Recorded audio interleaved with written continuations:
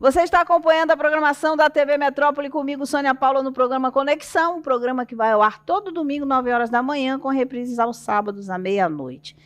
Vocês sabem que aqui no programa nós trazemos sempre muita informação, um leque variado de opções para você enriquecer o seu conhecimento. Nas diversas áreas, educação, economia, bem-estar, saúde. Hoje nós vamos falar sobre direito. Quem está comigo aqui é a advogada Ana Paula Brito, ela que é especialista no direito à defesa de pessoas nos seus mais variados pontos de vulnerabilidade. Na verdade, aqueles pontos mais críticos e mais complicados, né? Vamos falar de vítimas, né? Seja ela qual for. Então, que prazer estar com você novamente aqui, doutora Ana Paula. Como é que vai? Oi, gente. Prazer é todo meu, Sônia, estar novamente aqui. A gente já veio dar um recado na época do carnaval, né? Dicas, né? Dicas para as mulheres se protegerem. E hoje a gente volta falando um assunto também muito importante, né? E falar sobre vítima é falar muitas vezes em situações complexas. Uhum. E aí eu trabalho nesse direito complexo que pega, às vezes, uma vida toda que está passando por um problema, um prejuízo, uma situação complicada, chega para mim e a gente vai atrás de resolver. Aí vem aquela pergunta, né? Porque a pessoa pensa que é uma mágica, que vai chegar lá, aí vai falar contigo e tu vai dizer, não, vamos por esse caminho, esse, e puf, resolvido. Não é assim que acontece. Não é porque é complexo, muitas vezes até uma os vida não toda. Complexos não demoram, assim, né? E aí o advogado ele precisa ter ética, ele precisa explicar que muitas vezes é um problema que se arrasta ou de alimentos, ou de briga de família, ou vai para o lado do idoso, da criança, e às vezes, muitas vezes envolve violência, porque os casos mais complexos, por incrível que pareça, vêm do direito de família. Onde tem muita gente se metendo, né? Isso, às vezes uma sociedade com o irmão, com a tia, ou com a própria esposa, um divórcio, que dali vira, às vezes vai até para a polícia. Aí a confusão é grande. Você já recebeu alguma ameaça? Ameaça de morte nunca, né? Mas agora eu me lembrei. Uma situação, eu já era mais novinha na advocacia, mas sempre muito esperta. O que é que aconteceu, Sônia? O cliente me procurou dizendo que porque queria se aposentar pelo INSS, porque ele não batia bem do juiz. Doutor, o que é que eu faço para me aposentar? Aí eu ouvindo aquilo, eu disse, você tem que ir no médico, um psiquiatra, que examine realmente que você tem tudo isso. Pois está certo, doutora, eu vou lá. O cliente chegou para mim. Doutora Ana Paula, eu fui lá na psiquiatra. Eu disse a ela que se ela não me desse esse laudo, eu matava ela. Nossa Senhora! Imagine o susto dessa psiquiatra, né? Eu digo, como é? Porque agora eu consigo me aposentar. Não consigo? Porque ela vai ver que eu sou doido. Não é possível que ela não ache que eu não sou doido. E está aqui. Dei. Eu fiquei sabendo que ela não vai mais lá. Ficou com medo, se afastou. Aí eu disse, não, peraí. Isso no telefone comigo. Aí eu disse, não, peraí. Então, você está dizendo que você ameaçou uma médica psiquiatra para conseguir um laudo para a gente apresentar no INSS e você parecer que é doido. É isso? Porque doido o senhor não é, não. O senhor só fez isso para parecer que é. Aí ele confirmou. Ele disse, isso mesmo, porque eu quero me aposentar. Ele não disse, não, doutor, é porque eu sou perturbado mesmo, por isso que eu fiz isso. Não, ele disse a intenção dele de fazer o errado. Uhum. E aí, nessa hora, eu disse, pois tá bom, então vou fazer o seguinte, eu não vou mais entrar com essa ação. Porque o advogado, ele pode optar por querer ou não. Ele pode recusar. Aí, isso, pode recusar. Aí eu disse, não vou mais entrar com essa ação. Aí ele pegou e disse assim, pois então eu vou lá na OAB e abrir uma reclamação, digo um monte de coisa, a senhora vai ver, eu não vou deixar a sua vida em paz. Aí eu disse, bem tranquila, pois vá. Faça isso. Aproveite quando o senhor abrir. É bom que eu junto a nossa gravação dessa ligação. Conversa. Aí ele disse, que gravou nada, se gravou foi só um pedacinho. Desse jeito.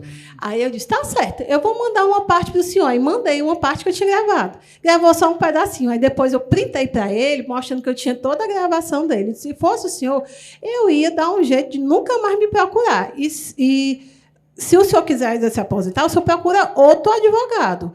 E que queira fazer isso que o senhor quer fazer aí, porque comigo não dá certo, não. Que coisa, hein? Né? Então, assim, aí ele se aposenta, depois eu saio preso, né? Não dá certo. Então advogado... já passei por uma situação de que o cliente inicialmente mentiu para mim e depois eu vi a intenção de prejudicar. Vamos falar um pouquinho aqui sobre esse caso dessa bebê de 10 meses? Sim. Houve aí que essa bebê de 10 meses, né?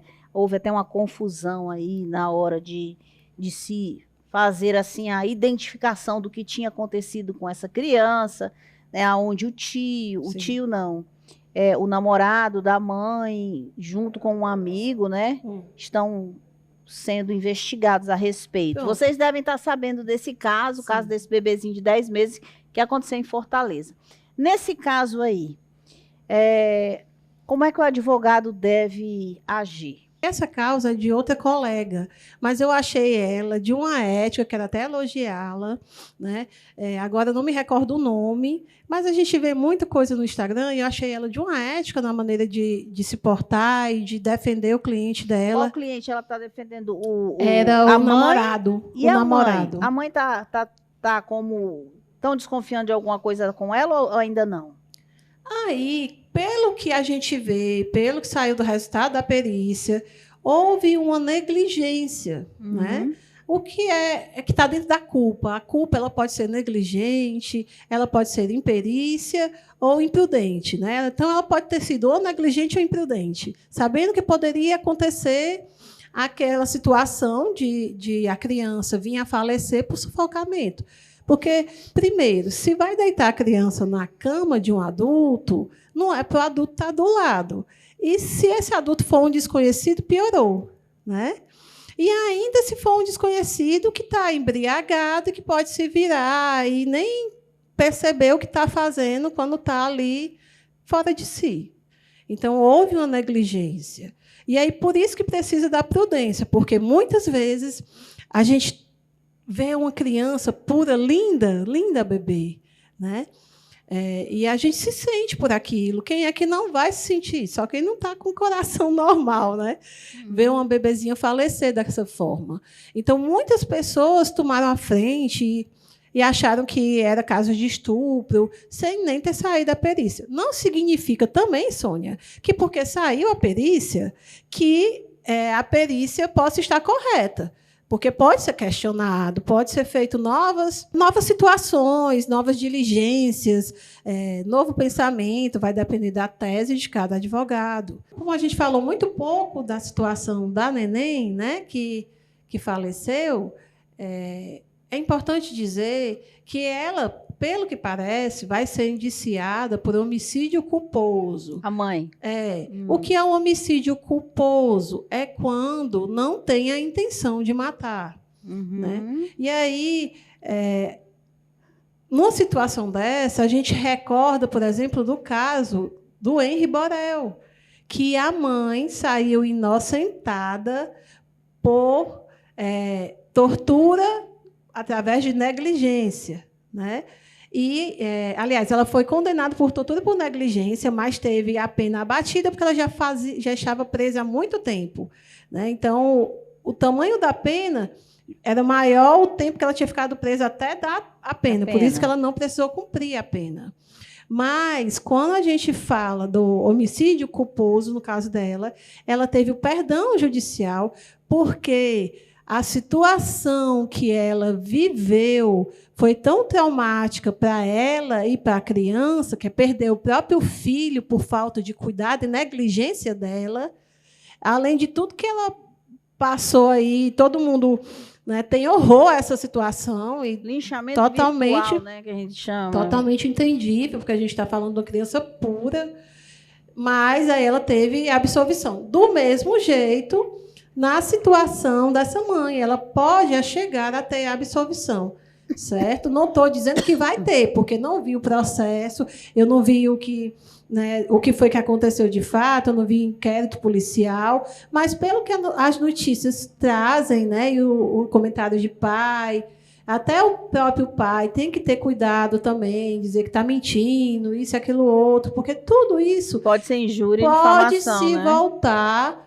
contra quem postou, quem publicou. Eu sei que estava sob forte emoção, mas é preciso ter realmente controle, tem que ter realmente equilíbrio. Ah, mas numa hora dessa, doutora, não tem controle e equilíbrio que dê jeito. Realmente não tem controle e equilíbrio. Só que a gente está falando de uma situação que não tinha ainda sequer a resolução. E todo mundo é inocente até que se prove o contrário. Aí você diz, então o advogado ele pode mentir? Não, ele constrói uma tese jurídica técnica, que é aquilo que ele acredita que é, com base nos fatos, nas provas e nos direitos que o cliente tem. Uhum. Agora, se ele mente, ele já está mente para prejudicar o outro, para conseguir vantagem em cima do outro, aí é você usar um instrumento processual para conseguir vantagem sobre alguém, aí já é um crime usando sobre a administração pública, né, que é a justiça, para se favorecer. A gente pode até falar aí no estelionato processual, às vezes. Inclusive, tem uma novela que está agora no ar, que fala exatamente sobre o caso de advogados, pai e filho, né? Pai é advogado, filho também. Eu não assisto essa novela, não, mas eu estava vendo outro dia a defesa, estava passando, e o pai, parece que o pai está defendendo uma pessoa que está criando, né, situações e provas falsas. E o filho acredita que a cliente dele é a vítima. E que realmente né? De acordo com o enredo da novela, ela está falando a verdade e a outra parte está mentindo. Em questão de herança, dessas coisas todas. E parece que o pai... Agora, eu não sei, como eu não assisto, eu não sei se ele está ciente de que a mulher está mentindo e eles juntos estão criando toda aquela situação, eu não sei. Eu acho que um advogado que passa 5 anos, às vezes 6 anos, e se presta a, por pouco, fazer isso, ele não está agindo da melhor forma, né? Ele está agindo de forma criminal. E aí, quando há a intenção de prejudicar, sabendo que realmente a pessoa está mentindo ou criando provas, o advogado vai junto, responde junto. Tem essa não, viu? E aí, não, doutora, porque o advogado fulano de tal mentiu e disse isso no processo e não é assim. Se você conseguir provar que o advogado está... né, conivente com aquilo. Aí o advogado ele vai responder, não tem como não responder, Muita coragem, então, desses advogados que a gente sabe, tem ciência de que no Brasil tem muito advogado que está mentindo descaradamente. Você citou um exemplo aí de pai e filho da novela. Eu vi um exemplo de um pai e de uma filha, acho que saiu no jornalismo desses de domingo, esse jornal que aparece como se fosse Fantástico, Record, né? E aí era o pai e a filha se uniram para dar golpes financeiros. É o que diz a manchete, né? A chamada. Mas eu não posso afirmar que aconteceu porque eu só vi por cima. E aí pode acontecer o advogada se reunirem para tirar vantagem financeira, né, do cliente. O que o dinheiro é do cliente, a causa do cliente, só que o advogado ficou para si. Então, aí também é outra situação que pode também o advogado responder. Então, para quem quiser conhecer um pouquinho mais a doutora Ana Paula...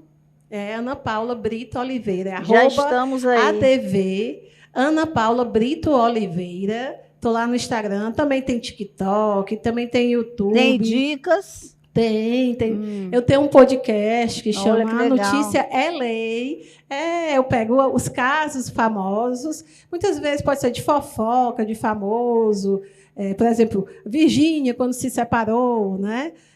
Ou situações que mexam aí do Lionel, né, Borel. A gente pega isso e comenta a notícia, mas com base no direito. Infelizmente, o tempo está mais do que acabado, né?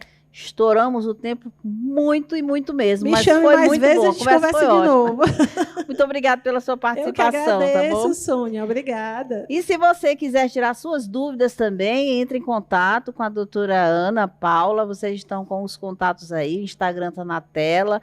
Fale com ela no direct. Assista também aí, né, que tem Tem aí TikTok, tem... Meu WhatsApp é 85-98211-3337. Pode ligar que o pessoal do escritório, se não for eu, pessoalmente falo com você. E tem as dicas aí no TikTok e no... Como é o nome? Instagram. Kawaii, É no Instagram. E no YouTube. O Kawaii eu não tenho, mas o Instagram, YouTube e o TikTok é menos, mexo menos, mas é Instagram e no YouTube eu tenho um canal. Então, conheça um pouquinho mais a doutora Ana Paula no Instagram e no YouTube e tirem suas dúvidas. Vão lá no direct, tem um telefone aqui, ó, para você entrar em contato também para tirar suas dúvidas e chamar ela para defender o seu caso, porque hoje em dia, olha, sinceramente, se você tentar fazer uma defesa dessa sem um advogado, não tem chance. Obrigado mais uma vez. Que é isso, eu que agradeço. Nós vamos fazer uma pausa, eu volto já já, não sai daí.